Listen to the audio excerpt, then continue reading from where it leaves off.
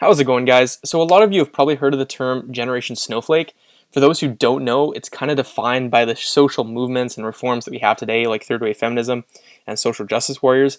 But a key distinction needs to be made between these movements of today and the movements of the 1920s and 30s, because those movements were completely different in ideology, in scope, their goals were different.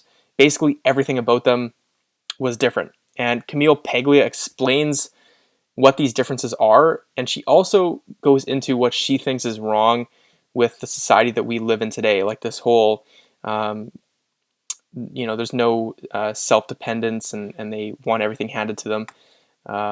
So she explains how she sees societies going, and it's pretty interesting. So let me know what you guys think in the comments, and if you enjoy the video, leaving a like or comment would be awesome. So anyways, I'll see you guys in the next video. So when feminism was reborn with Betty Friedan in the late 1960s, I thought this was supposed to be about the liberation of women. Instead, I really hit a wall of the closed minds, the kind of the new fanatics of second wave feminism. I had already signaled my revolt by my passion for Amelia Earhart. When I was in high school in the early 1960s, through Amelia Earhart, who I learned about through some newspaper article, they found some bones which turned out not to be hers after all. The eternal mystery of what happened to Amelia Earhart. But through my 3-year research project into Amelia Earhart in the early 1960s, I learned about that wonderful period following the women gaining the right to vote in both Britain and the United States, and these women like Katharine Hepburn, Dorothy Parker, Dorothy Thompson, Margaret Burke White. There were just so many, and Anne Morrow Lindbergh. There were so many women who were achieving and who had attained a tremendous celebrity in the period of the 1920s, 1930s.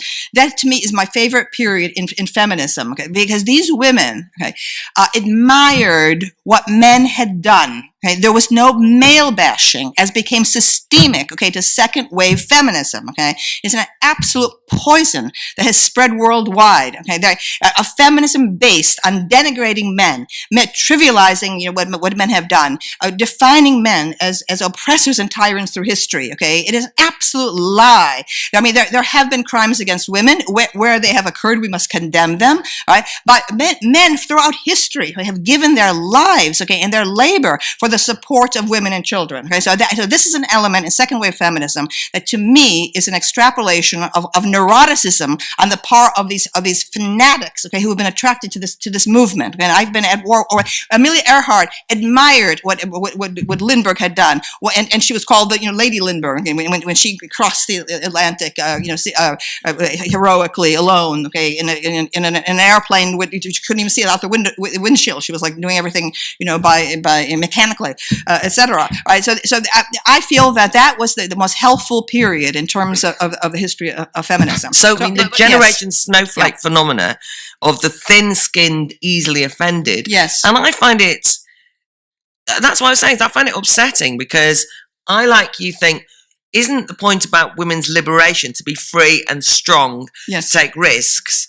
rather than I can't cope with that. If I see a picture, or it's going to finish me off, and who can protect me? And the demand is for example, in universities, college authorities, you come and protect me. Yes. Well, it's a return to the 1950s, yes, vision of femininity again. Okay? Yeah. So when my generation arrived in college, I arrived in 1964 in college, and the colleges still believed they had the right and obligation to act in loco parentis, in place of the parent. Therefore, the women's dormitories, women were compelled to sign in at 11 o'clock at night, so we were safely inside. The men could run free, for the whole night. We're the ones who said, get out of our private lives. And the colleges said, no, the world is dangerous. We must protect you against rape. And what my generation said was, give us the freedom to risk rape. That is true adulthood, for women. And now everything has regressed. And I do believe it's because nothing has really happened, to this generation. They have not had that initial experience that my generation did of war, and there's so that I think it's a result of the world of social media also, where people feel they have so many friends, and they want a sense that reality is comforting them and cushioning them and so on. I think there's a great anxiety and a sort of weakness of outline of the personalities of young people. They do, to me, look like as an experienced classroom teacher of 45 years. I mean, I'm starting to feel, I'm starting to self-censor as I speak to them. I'm starting to, it's not that I give trigger warnings or anything like that, but I do feel that they are easily upset, okay, and that their education has been without a realistic introduction to the barbarities of human history, right? I feel that ancient history must be taught, okay, and that there's too much presentism right now. Right? They see a comfortable world around them, the world of the shopping malls, a world of material prosperity, right? And they believe that by any problems in the environment can be remedied by just a little, using a screwdriver, slightly tighten a screw, all right? And soon utopia, will happen. They have no sense, okay, of the special privileges they enjoy in this very affluent, culture. So I believe in introducing young people to the disasters of history. But just actually on teaching, because I think that's the disasters of, that's a good curriculum. But they've just announced that they're getting rid of classical civilization A-level in this country, so that's worth knowing. And when second wave feminism suddenly was burst out in the late 1960s and early 1970s, there was this claim being made by feminists that the history had been censored and that soon would be rediscovered all these unknown female geniuses in the history of the arts, and there really was that belief out there. So there was like this search for the undiscovered woman Michelangelo and so on and so forth. Well, there is no woman Michelangelo. Instead, they'll add Artemisia Gentileschi, who was a perfectly capable, competent painter in a certain Baroque style that Rubens did better, etc.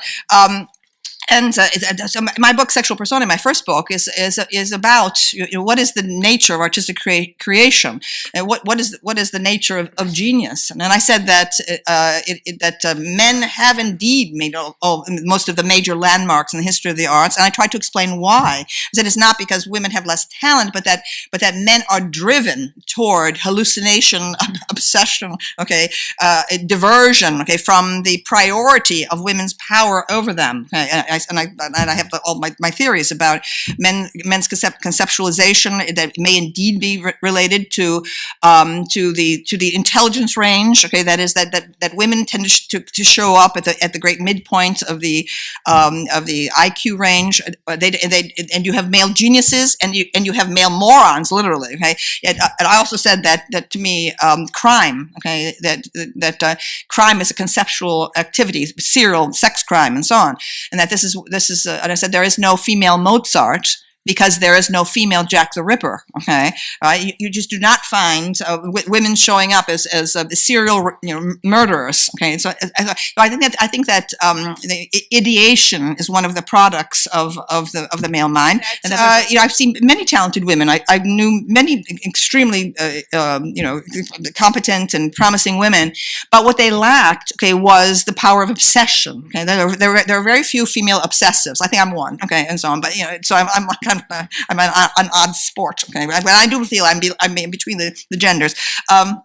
And that there's a kind of life deranging quality to artistic achievement, where it's a mania, an absolute mania, and it produces rapists, and I believe that feminism by second wave feminism, by hiding, by concealing, by suppressing the evidence for sexual difference, is actually exposing young women to danger, because they do not imagine that there are psychotic males who are looking at them as prey, who actually see them through primitive eyes. They don't understand it. We're like decades away from Alfred Hitchcock's Psycho, 1960, which is about exactly these things I'm talking about right now. So I think that there are tremendous sexual differences based in hormones, based in biology, that need to be brought into the gender studies curriculum, that are now erased from it. Gender roles are now being maintained as fictive constructs, the result of environmental pressures and so on. God, I dare I disagree, but I'm going to disagree slightly, because I actually found that everyone's obsessed with the idea of the male gaze and they're all psychos. Oh, the male gaze. I mean, I know, but what I'm saying is is, you know, well, you can do, because my fear is that is that a lot of women that I talk to imagine, or the description is such that, you know, every man is potentially looking at you with the view of being of kind of abusing you in some fashion. I mean, there's no idea that you can be looked at in any admiring way, which is one thing I know that you've talked about and written about over the years. But I don't think everyone's obsessed with the idea that men are hormonally driven to attack. Not the hormone. No, they believe it's coming from social indoctrination. Right. They believe that men are born to a culture that privileges maleness, which is not at all true for many recent decades, right? And that they learn and therefore we can retrain them. We can indoctrinate them to change. You say, I'm the only one really talking about the biological roots of it. And there's, to me, absolutely incontrovertible that there is a biological basis to the greater visual component in male sexuality. Right? There are brain differences here. Okay? Males really do see the visual. They were aroused visually much more than women are. And I believe for whatever reason, I'm able to see women in the way men see women, sort of like like Faye Dunaway in the eyes of Laura Mars or something. I feel like I'm like looking at things in the way men do. So I'm very concerned that the issue of identity, okay, has shrunk down, okay, to merely a gender, your position on a big scale of a ruler. There's a tiny little infinitesimal gradations of gender, and has shrunk to the body itself, okay, and management of the body, and that is a sad consequence. I believe that identity should be much broader. See, we're in this period of particularly kind of desiccated secularism. Now, as an atheist, I still am extremely interested in religions. I feel that world religion should be taught in, at the most fundamental level. Then we would understand much more about Islam and everything else right now. If people had been listening to me 25 years ago, right? And I feel that identity should, like in my generation, 1960s, the people who took drugs, when they were searching for themselves, they discovered the universe through drugs. Okay, there was a vision quest like that of the Native Americans. So there was a metaphysical dimension to their in a tremendous kind of cosmic distance, okay, to their self-identification. They were explorers of the universe, of ultimate reality beyond society. Today, this is sad to me. Okay, yeah. The idea that I am just that. How do you identify? Okay, I am and there's incredible range of things to choose from. Yeah, and that just shows you the failures of our educational system, okay, which has tried to make everyone feel good and to have good feelings about themselves and no bullying, et cetera, instead of giving them hard knowledge about the past. Okay, there is much too much focus on the present. In other words, where diversity becomes a banner for let's remedy this in the present. I don't think that's the purpose of education.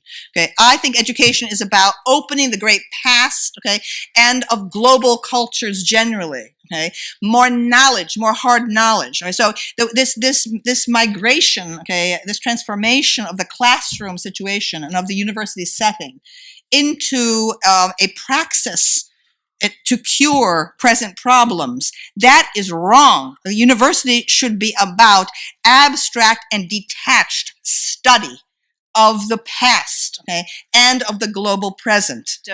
Human beings need religion. They need a religious perspective, a cosmic perspective. And getting rid of the orthodox religions because they were too conservative has simply led to the new religion of political correctness. All right, and so it's the same kind of fanaticism. I mean, I have found that second wave feminists, okay, it's like the Spanish Inquisition. I'm not kidding. Okay, anything with any form of dissent, even within feminism, is treated as heresy. Okay, and they actually try to destroy you. When I wrote my piece on date rape in 1991, there was clearly an organized campaign among feminist groups to get me fired from my university. They harassed the president of the university, and who thank heavens, okay, I had tenure, but also he took the very enlightened view that faculty are free to express their views. Well, the thing about it, but if I were a younger faculty member, I wouldn't have dared to speak out. Okay, I would have been vulnerable vulnerable in the promotion process and so on. So I do think that the independent thinkers have been driven out of academia. I mean, there are plenty of men who just gave up. Okay, I've heard abundantly from letters I've been getting for 25 years. I mean, there was one letter I remember very, very clearly from a woman who said that she was now painting houses in Missouri. Okay, and she said that she was in the comparative literature program at Berkeley, which is extremely PC and so on. And she said that every time in their seminar that she would express enthusiasm about the work under study, okay, people would look at her as if she had created some offense, okay, because of course the new style is that you take this deconstructionist view, debunking view of great literature and art. Therefore, you wade into something which is admired by others, and you, with your red pen, check off, racism, sexism, homophobia, and so on. Right? So this is what's happened, is that the universities have increasingly become a place for the time servers, for the obedient, for the servile, right? And the true independent things are gone, okay? And therefore, this is what I say, okay, is that every individual, male or female, must see life as something that you are personally responsible for. You are responsible for your own education, okay? You cannot be dependent on teachers or, and people should be looking at college not as a place to receive, most of the teachers are going to be, conventional. Instead, it's an opportunity to read in the library. That's what I did. I went into the library, and I just, my shrine was Yale's Sterling Library. I just went in there and I ransacked, okay? So I just floor after floor after floor, book after book after book, and I discovered all kinds of things, forgotten or suppressed voices. They're out there, okay? Illumination and enlightenment are there, available for every individual. It's a matter of personal responsibility. That's the essence of my feminism and of my approach to life. All right.